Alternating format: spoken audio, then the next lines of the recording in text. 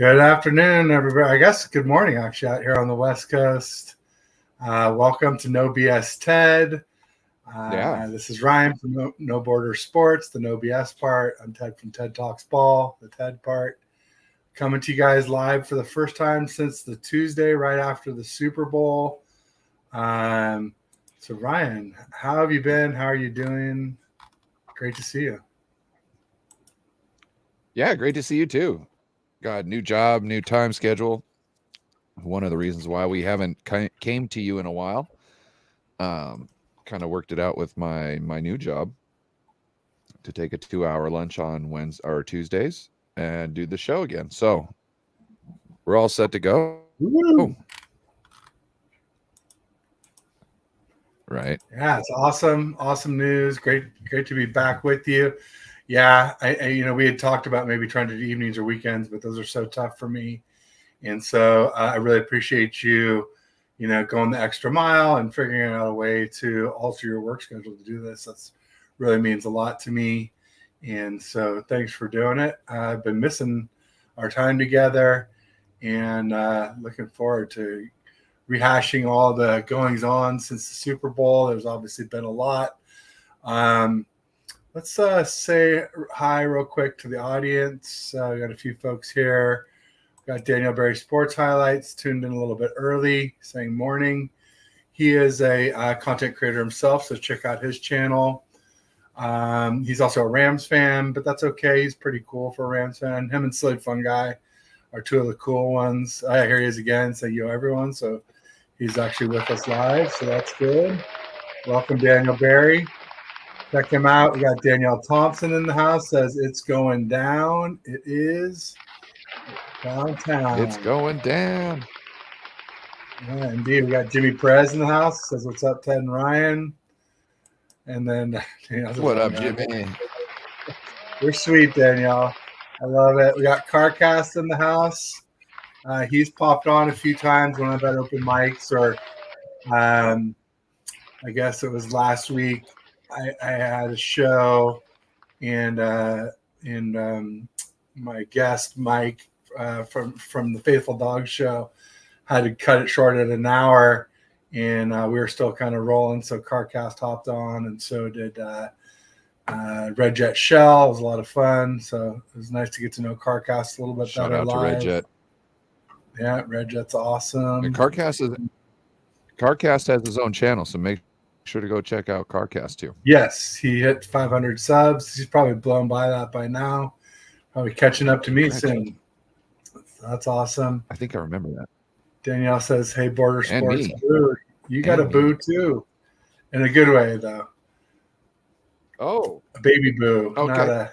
not a okay. boo hoo. I take boos. She meant that in a nice way. I'm pretty darn sure. So Ryan, my title for the show. Oh well, wait, before we jump into that, we're streaming to both channels, TED Talks Ball and No Border Sports. So everybody, make sure you. Oh, we got Aaron in the house. Aaron in the chat.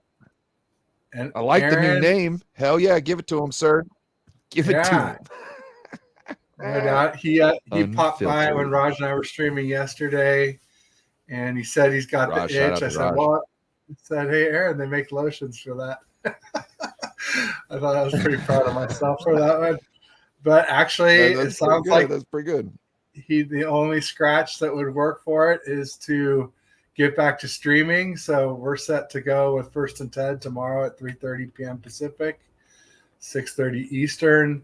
So make sure you come check us. I think we're just going to be, if I'm not mistaken, we'll either dual stream, or I think the plan was just to stream on Aaron's channel since it's his first time back.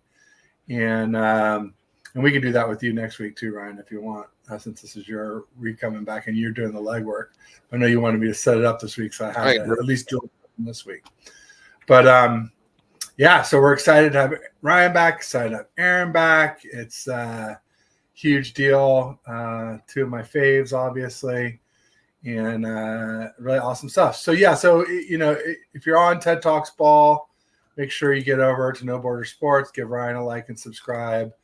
Same thing if you're on No Borders, come on over to me, give me a like and subscribe. If you're on a browser, go ahead and open up 2 tabs. I'm just kind of doing that now. That was that sound you heard. And then that way we can get all the watchers. It really helps us out. So thanks in advance for that. So Ryan, I saw something today. I was just kind of trying to catch up on the latest. So maybe we'll work backwards towards the Super Bowl from current events towards things that happened more recently, or further back, right just after the Super Bowl. But I saw something today about how Kyle's been saying he's fine with the O-line. And the point of that is like basically my title for the show, or at least my thumbnail for the show. Like I showed a clip from the Super Bowl and I just said, this isn't okay. This is not okay. Because it was like Colton McKivitz whiffing, Burford whiffing, 2 Chiefs coming unblocked. It was the play where eventually, I'm pretty sure, where Juwan Jennings came open out in the right flat in the end zone, or near, untouched to the end zone, and somehow the unblocked guys kept young Brock Purdy from being able to do what he almost certainly would have done if that was the case. So how do you feel about that statement when Kyle says he's okay with the O-line the way it is? I hope it's just a smoke screen for draft strategy, because to say there's a glaring hole in the line, I don't think that's true. But to say that to get us over that hump that we need to get over, which is the fourth quarter of the Super Bowl, we need to be able to push people around, and we need to be able to hold defensive linemen out of our backfield when our quarterback drops back. So, me personally, I'm going best offensive lineman whoever falls to me, whether they're center, guard, or tackle, because you can use those. If it's a center, they're usually not a year 1 starter anyways as a center, unless they're really good or put in the position. So to be able to use them as a guard for, let's say, I don't know, Burford, and we got Pryor or Feliciano. We got Feliciano. And Feliciano, I'd rather keep as a swing tackle / backup guard. You know what I mean? Just let Feliciano be the backup guy, because he's got all that knowledge. He can play in any spot. He knows what's going on. I'd rather get better in one position at least this year. And you also have to be thinking, this has got to be Trent Williams last year. Right. This has got to be Trent Williams last year. Okay, so we need a replacement for him. Are we going to go out and get one in free agency when we're about ready to have to pay for everything we've tried to push down the road next year? How's that going to work? So I think the way we have to deal with that is through the draft. So if the 49ers aren't coming out of this draft with at least 2 offensive linemen, I'd say in the first 3 rounds, I think they've really missed an opportunity to really kind of extend that window as much as they can. Not to say that they have a chance to extend the window, but if they don't do that type of a move here in the draft, they won't be able to have a chance to extend that window. Yeah, and it's not just the cost of a free agent tackle. It's just that there are no good free agent tackles. I guess Tyron Smith is this year, but I think he's overpriced. So yeah, it's very rare that you find a cornerstone offensive tackle in the free agency market. So yeah, got Damian Lee in the house. Sorry, I was getting ready to. That's all right. Looks like he's an admin on your channel. Shout out to Jesus too, though. Absolutely. Shout out to Jesus too. Every time a Cowboys team what up, sir? loses a player, an angel gets their wings. I love it. Speaking of which, looks like Dak won't be extended. It's a wonderful life. That's subtraction by addition, if you ask me. So I'm happy about that. Speaking of subtraction by addition, I kind of like them there. There have been a few of those in this offseason too. I guess we have to start with Sam Darnold since he was on our team most recently. But him joining the Vikings, I think, is subtraction by addition. And I think it highlights just what you were talking about, Ryan. Sometimes coaches speak in smoke screens because the Vikings coach was like, oh, yeah, we're happy with Sam Darnold as our starter. And you know damn well that's not true, especially when they're only paying him maybe a max of 10 mil in 2024. And I went on a Vikings channel, Skull World, and Dave, the Purple Hulk, had me on, and he was asking me, he said, hey, Ted, what's the silver lining if Sam Darnold starts for us in 2024? And I said, silver lining is you can get a damn draft pick in 2025. Damn good. Well, and who knows? Who knows?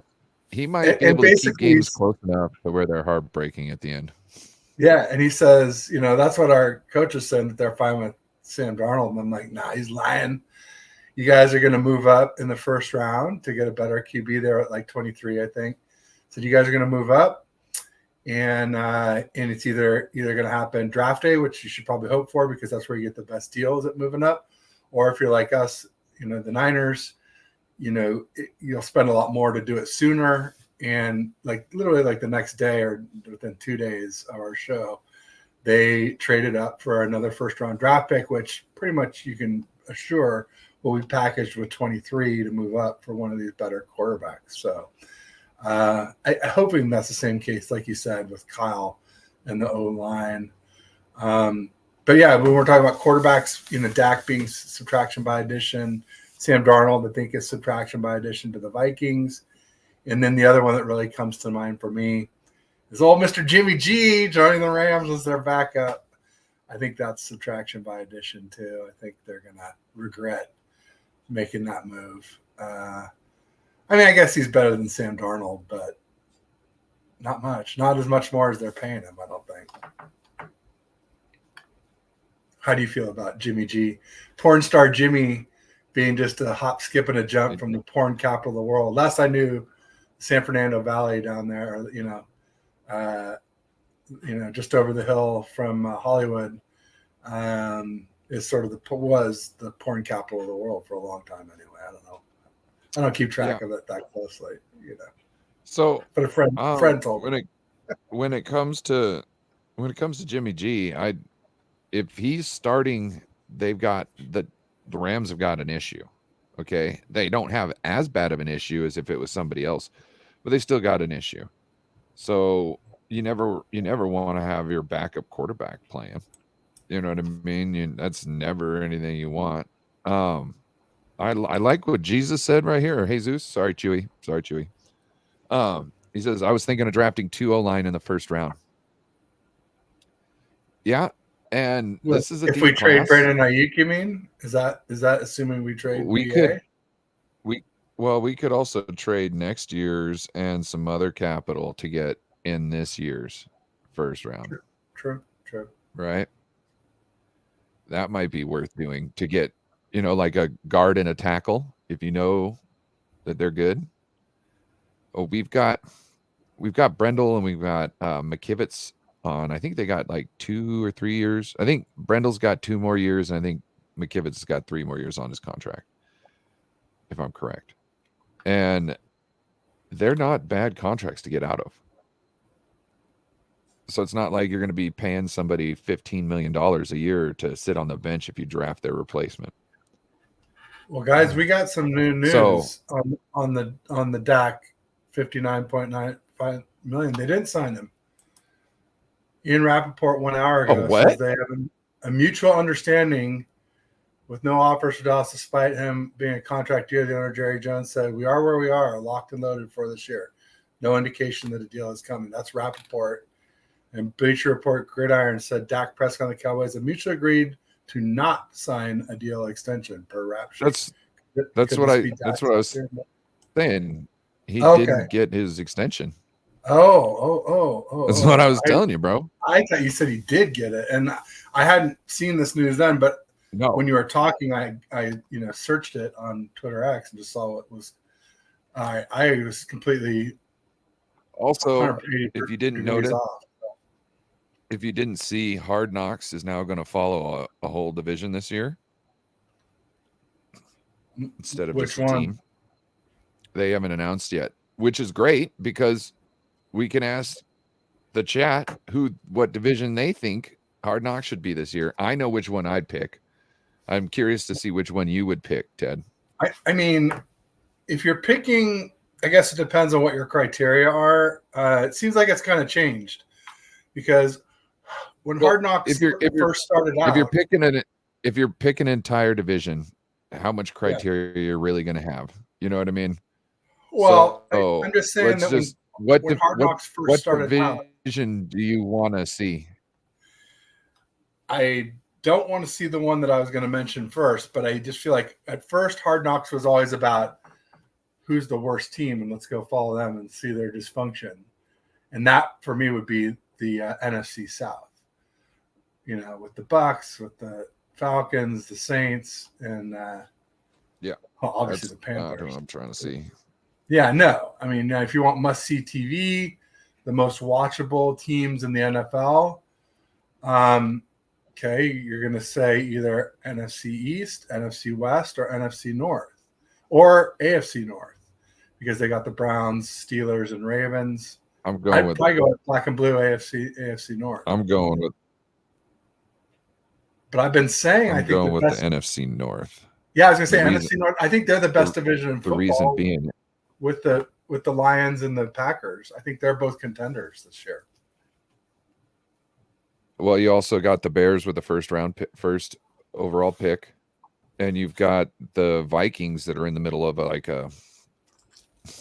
kerfuffle. You know what I'm saying? You got I see dead people. Sam Darnold there. Who knows what they're going to do? We think they're going to draft, move up to draft. It seems, yeah, but who knows? Who knows? They might ride it. So I think that would be very interesting. The Green Bay Packers and the Detroit Lions were two of the best teams in the playoffs last year, hands down. Yes, I'd say it's Niners, Lions, Green Bay. And there was a drop off after those three teams. I'm not even sure I'd go in that order. I think I'd put Green Bay ahead of the Lions from their offseason. And because Jordan Love is young, and, we know what Goff is. He's not going to get any better. But Jordan Love, I think definitely will. Not definitely will, but definitely has the opportunity, more of a chance to get better. I was just talking last year during the playoffs. I thought that the Lions were a tougher team until we kind of smacked them in the face, and they kind of I don't know, they hesitated, and once they hesitated, gapped them. Yeah, no, it was a huge comeback in the NFC Championship. Absolutely. Oh, there's also some other news. I don't know if you heard this, but the first game, week 1, will be on Friday in Brazil, exclusively on Peacock.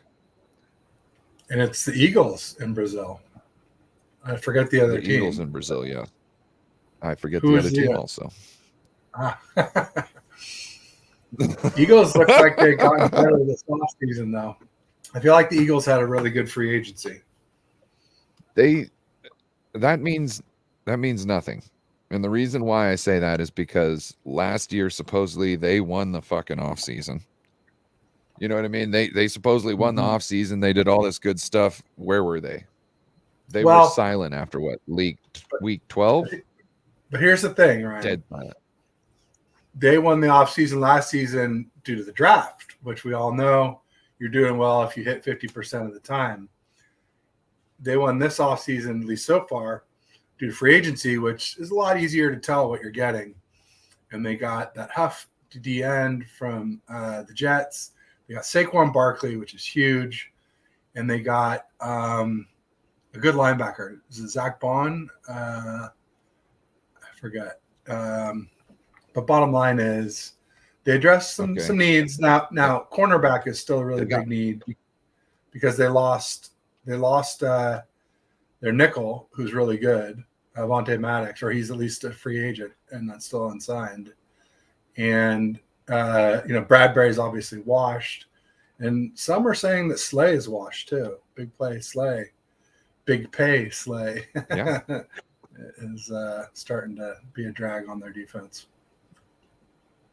This is what I'm saying. They might have made moves, but they're still lunkered down with some of the same issues, and it's costing them cap. What up, Crazy Juice? It's costing them cap space. And last year they drafted the Georgia defense, the rest of the Georgia defense, championship defense, right? Where did that get them? They got one linebacker, cool. Now they got one out of three that can hold water. Yeah, and they also lost. You know what I mean? They've got issues. They also lost Fletcher Cox, which is massive. I think they re-signed CJ Gardner-Johnson. I didn't even hear. Yeah, see. Yeah, Fletcher Cox retired, so he's all the way out of the NFL completely. You lost Cox and you lost Kelsey. Yeah, that is huge. That is in the freaking middle. huge. Those are two megaliths on the line in the center of the line. Brotherly shove could be defunct because Jason Kelsey I don't know. Was a huge part of that. The way he was able to get so low as a center. That might actually cause him issues later on. Oh, we got Mitch in the house. Mitch Kofsky from Hardcore Sports. What's good? Check him out as on we Twitter. Speak about the Eagles. He also has a banging Facebook page now too that's blowing up. He's included me in, so thanks for that, Mitch. Great to see you. We're better now that you're here. That's what's good. Yep. Mitch, tell us how you feel about the Eagles free agency. I'm saying I feel like you guys did really well in free agency. How do you feel going into the draft as an Eagles fan? He's an Eagles fan, so it's always good. Him and little Spongy are good folks to ask. This is the other thing. I'm pretty sure now, Mitch, correct me if I'm wrong, but I'm pretty sure the dynamic on that team is like Sirianni's the head coach, but I don't think he gets to hire the people underneath him, I think. And that being the case, if that's the case, then I think there's kind of like an atmosphere set up to be kind of more of a cutthroaty type of atmosphere, because everybody's kind of looking for their way, their promotion, you know what I mean? And I don't know necessarily if that's necessarily the best atmosphere for somebody like Sirianni. It might be some of the reasons why he's had some issues. But I kind of wonder why Kels retired, because I know he came out, said he was retired, and he's like, whoa, I need to think about this, right? Because you have to, you know what I mean? You gotta rationally think about that. And I'm wondering what made him go, my knee-jerk reaction was the right one. That when he laid everything out, and I think it might have to do with something in the environment in the locker room. And this is all just speculation from my end, but that's what I think it was. And if that is the case that Kels left, that's also going to be the case. They have issues getting back to the levels that they were 2 years ago, or even earlier this season. I will say, whoever hired their OC in DC, I think they did a pretty good job. They brought in Vic Fangio as the DC. He's widely regarded as one of the best. And Kellen Moore, he's a former Cowboys offensive coordinator. They were pretty prolific on offense while he was there. I don't know about scoring touchdowns, but they definitely racked up a lot of yards. So, bro, I think they're a lot better on the coordinator positions than they were in 2023, in my opinion. But obviously, those guys got fired. So I'll give you that. Keelan Mond, the one thing I think about when I think about him is that play in the divisional game, the last play in the divisional game. Like, what are you trying to do with that, homie? Like that, where was it? The one where Ezekiel was center? It was the first time we met up again. You know what I mean? In the playoffs after decades. And it was not this year, not last year, but the year before that, 3 years ago. So I think that of that play, when I think of him, and it's hard to like not stop my head slap motion from that.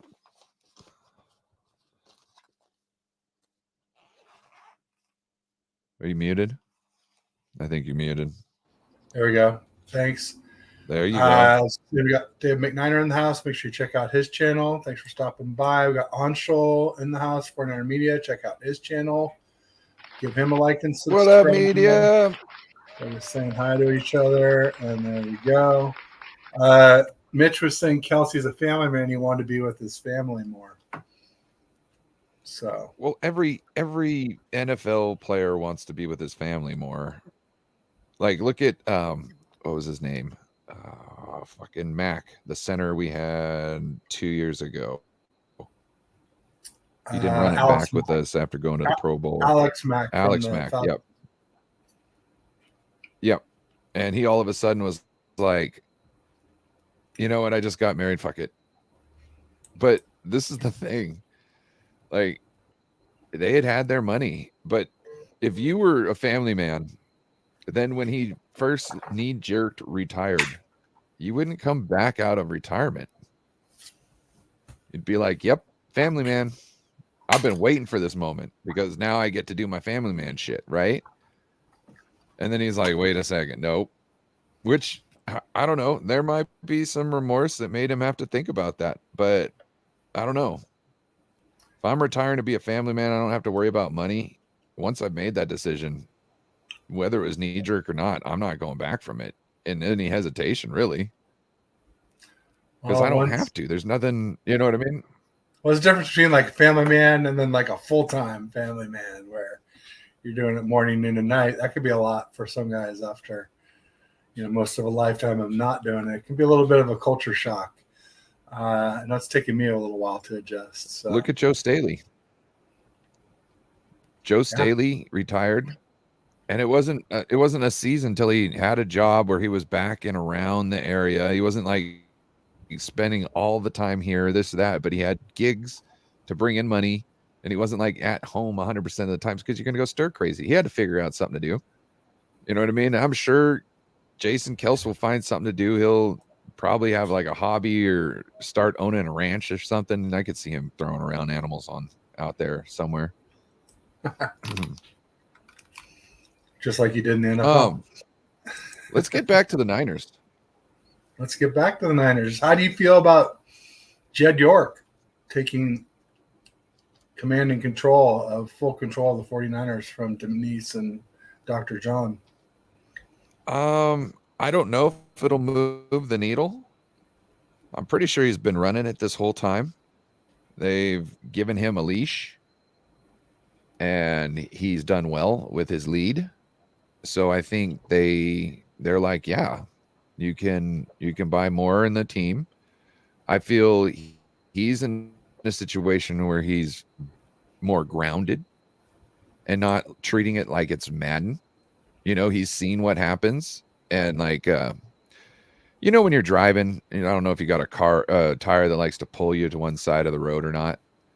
And, if you jerk back, you've got a chance of overcorrecting and going off the other way. But if you just kind of lean a little bit and slowly get back into the space, you're fine. You're going straight. So I think he figured out how not to jerk the wheel too much and just to kind of get in a good spot, find a good lane, set it on cruise control, and just make sure he's not getting outside of the lines. He just took his car to Midas and got the tires aligned. Yeah. So it doesn't veer. No, I'm with you. You're right. It's huge.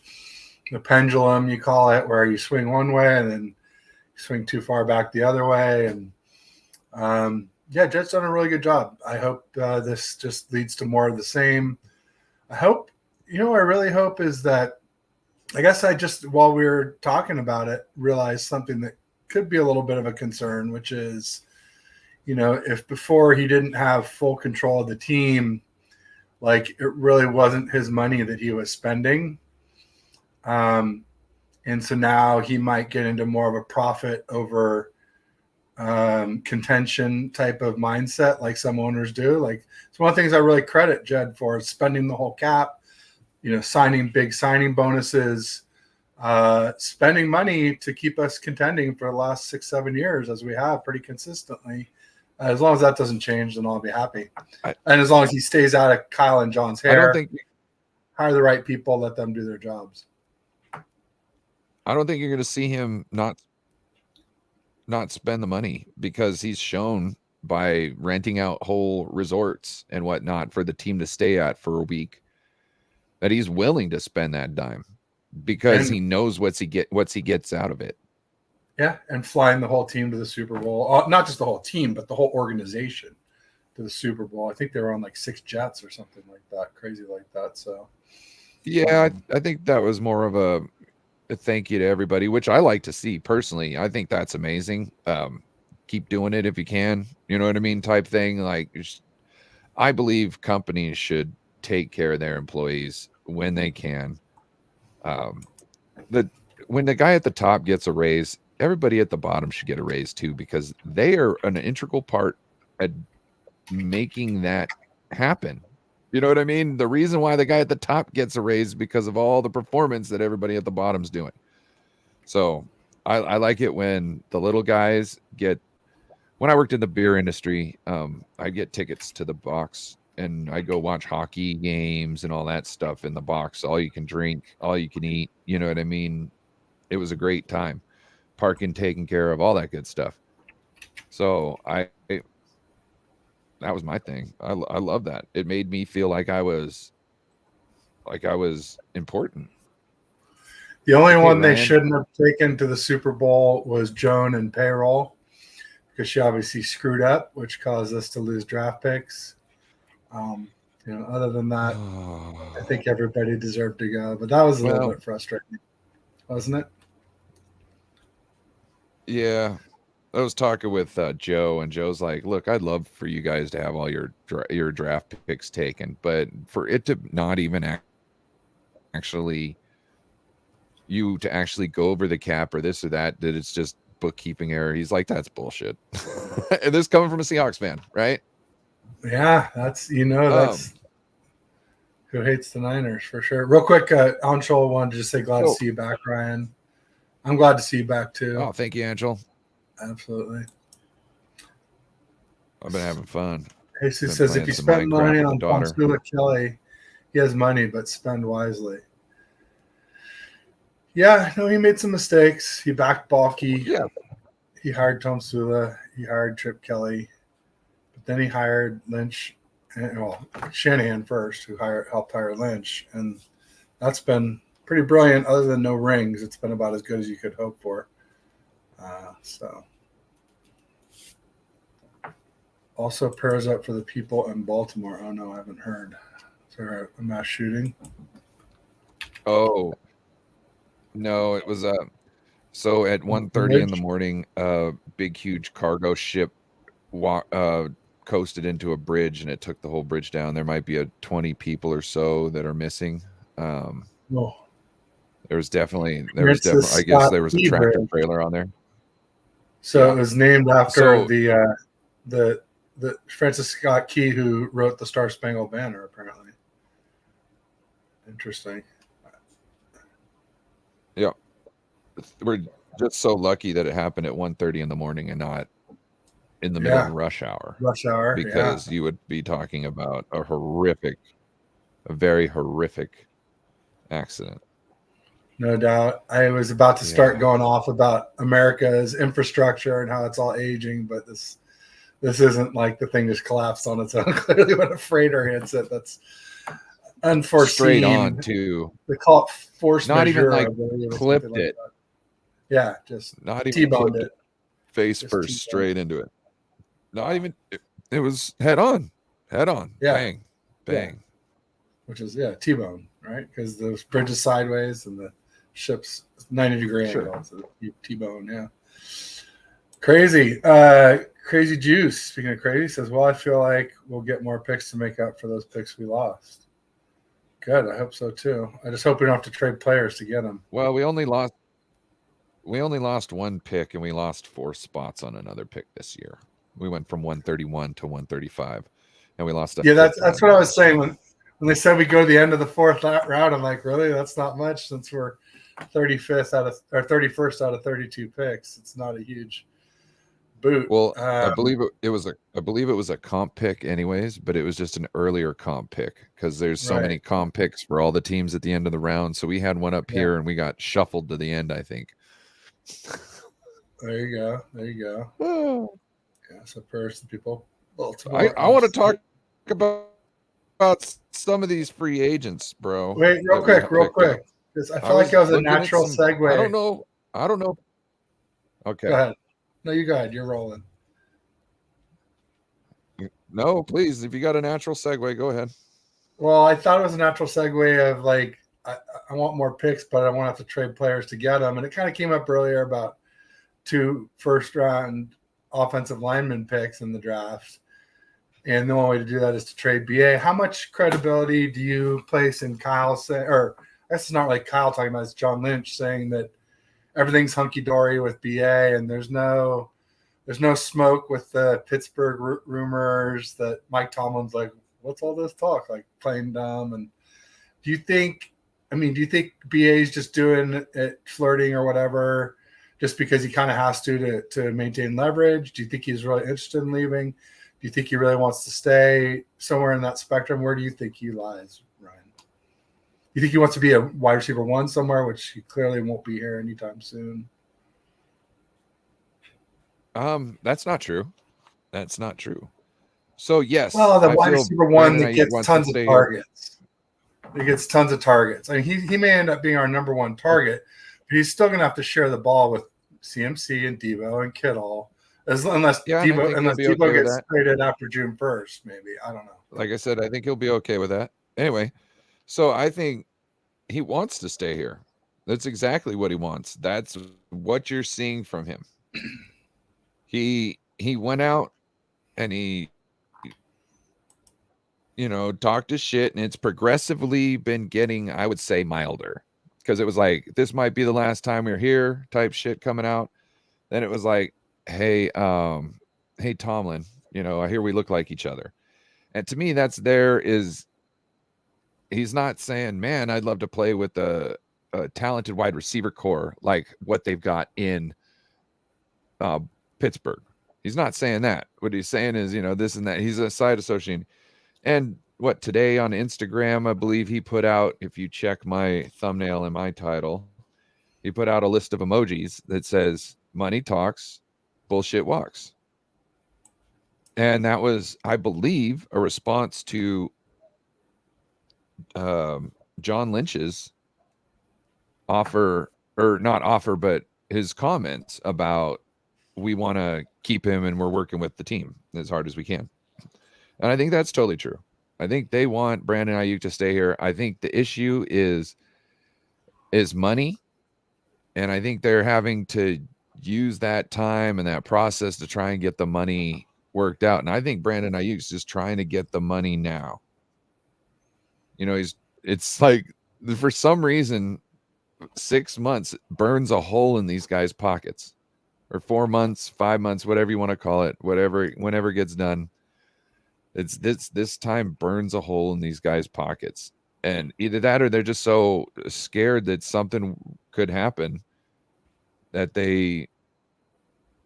maybe they think if they cause enough trouble, it shows that if the team keeps you, they really like you. I don't know. I just think he wants to be here. Who wouldn't want to be? With the way he blocks, he needs to be on a team where he can do all this. I think because he feels like he's actually doing something. Whether he's getting targets or not, he knows he's a man out there. And I think he knows the scheme. Everybody who plays in this knows the scheme, understands what they're trying to do, and they sell out on that. They're not worried about being number one. They're just making sure that they get theirs both on the field and off. They want their cut, their slice of the pie on the field, and they want their slice of the pie off of the field. They don't need a double slice. They're not looking for a double slice. They're looking for their slice. So that's where I think we're at. I don't know, since Parag is not there anymore,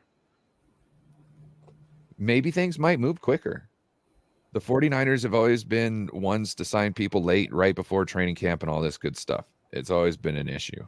You know what I mean? The last, at least 3 years, we've had an issue, and we've been talking about some of our biggest players not signing in this point in time. It was Debo, Bosa. Who was it last year?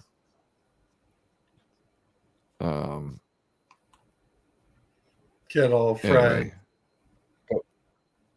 Yeah, we've had them all. So I just think that this is, who knows, we're in a situation we can't judge this one like that with the same clock we've judged it before. Who knows? It could be done within the next 3 weeks.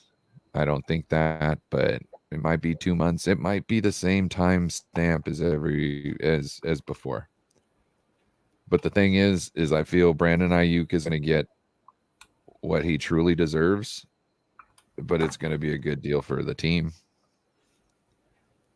I think he deserves a lot. He does. Have you put a dollar figure on it or a range? Nope. I've been saying like 24 but to 26. I would, yeah, or maybe 23 to 25 for low balling. Trying to scrimp a little bit. And Jesus thinks he's not a top 10. I think he could. I don't know. I think he's top Sometimes 15. he drops things. Yeah. Top 10 is, and I believe in the man. I don't want anybody else but him. Even, you could list all these people in the top 10. I'm still like, no, I'd rather have a Brandon Aiyuk, because he knows exactly what he's supposed to do. Kyle is so picky about the routes that, like, 6 inches off is like, 5 yards off.